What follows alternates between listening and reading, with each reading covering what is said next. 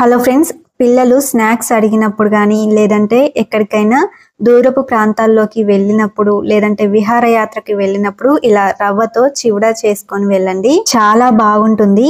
బయట షాప్స్ లో కొన్నారంటే నమ్మేస్తారు, అంత బాగుంటుంది. మరి ఈ చివడాని ఎలా ప్రిపేర్ చేసుకోవాలో చూద్దాము. వీడియోని స్కిప్ చేయకుండా చూడండి. ముందుగా స్టవ్ మీద పాన్ పెట్టి 1.5 కప్పుల దాకా నీళ్లు పోసి రుచికి సరిపడా ఉప్పు, 1 టేబుల్ స్పూన్ దాకా ఆయిల్ వేసి నీళ్ళని మరిగించాలి. బాగా మరిగిన తర్వాత మంటని స్లిమ్లో పెట్టి 1 కప్పు దాకా రవ్వ వేసి ఉడికించాలి.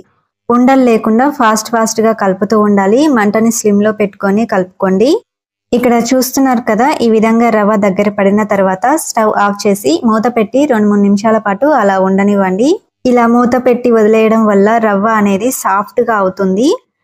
2-3 నిమిషాలు గడిచిన తర్వాత 1 కప్పు దాకా బియ్యం పిండి వేసి బాగా ఒత్తుతూ సాఫ్ట్గా కలుపుకోవాలి. నీళ్లు పోస్తూ కలుపుతూ ఉండాలి. ఒకేసారి కాకుండా కొంచెంగా పోస్తూ కలుపుతూ ఉండండి. దాదాపుగా 1 కప్పు దాకా నీళ్లు పడతాయి. చపాతీ ముద్దలా సాఫ్ట్గా కలుపుకోవాలి. ఇక్కడ చూస్తున్నారు కదా, ఈ విధంగా సాఫ్ట్గా కలిపిన తర్వాత మరొక 2 నిమిషాల పాటు రెస్ట్ ఇవ్వండి. ఆ తర్వాత మురుకులు చేసే మిషన్ కి లోపల ఆయిల్ ని అప్లై చేయండి. అలాగే లోపల సన్న చిల్లులున్న ప్లేట్ ని వేసుకున్నాను. ఇప్పుడు ఈ రవ్వ మిశ్రమాన్ని 2 భాగాలుగా చేసి ఒక పార్ట్ ని ఈ మిషన్ లో ఫిల్ చేసుకున్నాను. ఆ తర్వాత మీకు తెలిసిందే, యాజ్ ఇట్ ఈజ్ గా మురుకులు ఎలా చేస్తామో అలాగే ప్రిపేర్ చేసుకోవాలి. నూనె బాగా వేడెక్కిన తర్వాత ఇక్కడ చూస్తున్నారు కదా, ఈ విధంగా ఆయిల్లోనే డైరెక్ట్గా తిప్పుతున్నాను. కానీ ఇలా డైరెక్ట్గా తిప్పినప్పుడు కాస్త జాగ్రత్తగా తిప్పండి. ఎందుకంటే ఇలా మురుకులు తిప్పుకునే సమయంలో ఆయిల్ అనేది పొంగి చేతులకి కాక బాగా తగులుతుంది. జాగ్రత్తగా తిప్పుకోండి.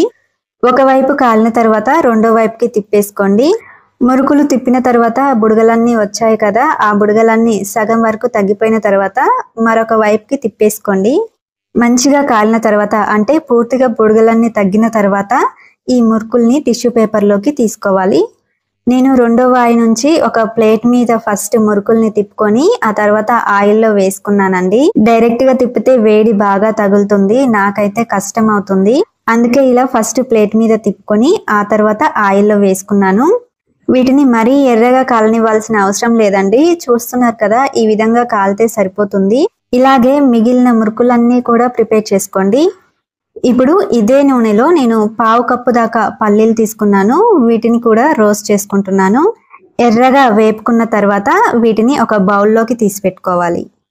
ఇప్పుడు 1/2 కప్పు దాకా పుట్నాలు వేపుకోవాలి. ఇవి వేగడానికి ఎక్కువ టైం పట్టదు, జస్ట్ 1 మినిట్ లోపే వేగిపోతాయి. ఆ తర్వాత 10 గల్ల జీడిపప్పు పలుకులు వేయించుకుంటున్నాను. మీకు నచ్చితే వీటితో పాటుగానే బాదం పప్పు కూడా వేపుకోవచ్చు. ప్రస్తుతానికి నేనైతే వేయట్లేను. ఇప్పుడు సన్నగా తరిగిన పచ్చిమిర్చి కూడా వేయించుకోండి.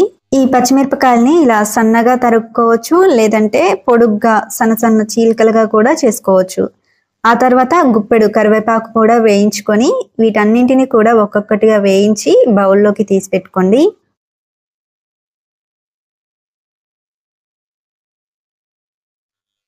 ఇప్పుడు ఇందులోకి 1/2 టీ స్పూన్ దాకా బ్లాక్ సాల్ట్, అలాగే 1 టీ స్పూన్ దాకా చాట్ మసాలా వేసి ఒకసారి బాగా కలుపుకోండి.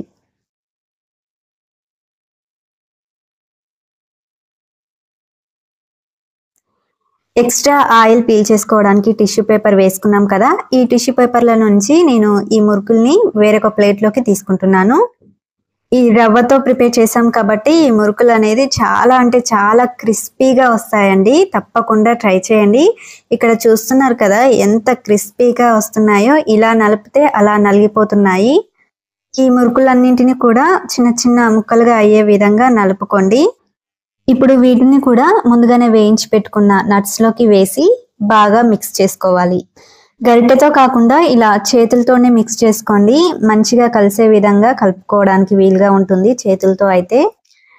బ్లాక్ సాల్ట్, చాట్ మసాలా కూడా వేసాం కాబట్టి చేతులతోనే కలుపుకుంటే బాగా ఈ మురుకులకి పడుతుంది.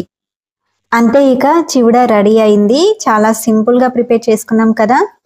ఇలా ప్రిపేర్ చేసుకున్న వీటిని ఒక ఎయిర్ టైట్ బాక్స్లో వేసుకుంటే చాలా రోజుల వరకు నిల్వ ఉంటాయి. దాదాపుగా 1 మంత్ వరకు పాడవకుండా చాలా బాగుంటాయి, టేస్టీగా ఉంటాయి.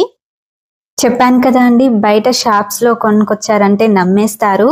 మీరు బయట కొనుక్కొచ్చారని కూడా చెప్పక్కర్లేదు. ఇలా చేసి మీరు ఇంట్లో వాళ్ళకి పెట్టారంటే వాళ్ళు తిన్న తర్వాత ఎక్కడ కొనుక్కొచ్చావు, ఎప్పుడు కొనుక్కొచ్చావు అని వాళ్ళే అడుగుతారు. మీరు ఇంట్లో చేశారంటే కూడా నమ్మరనమాట, అంత బాగా వస్తాయి. ఒక్కసారి ఇలా ట్రై చేసి పెట్టండి మీ ఇంట్లో వాళ్ళకి, పిల్లలకు కూడా బాగా నచ్చుతుంది, ఇష్టంగా తింటారు. ఓకే ఫ్రెండ్స్, మీకు ఈ వీడియో నచ్చినట్లయితే తప్పకుండా ట్రై చేయండి. మీరు ట్రై చేసిన తర్వాత ఎలా వచ్చిందనేది మాకు కామెంట్ ద్వారా తెలియచేయండి. మీకు నచ్చినట్లయితే ఈ వీడియోని లైక్ చేసి మా ఈ ఛానల్ని సబ్స్క్రైబ్ చేసి రెగ్యులర్గా ఫాలో అవుతూ ఉండండి. అండ్ ఇంతవరకు కూడా ఓపిక్గా స్కిప్ చేయకుండా చూసినందుకు మీ అందరికీ కూడా థ్యాంక్ యూ వెరీ మచ్.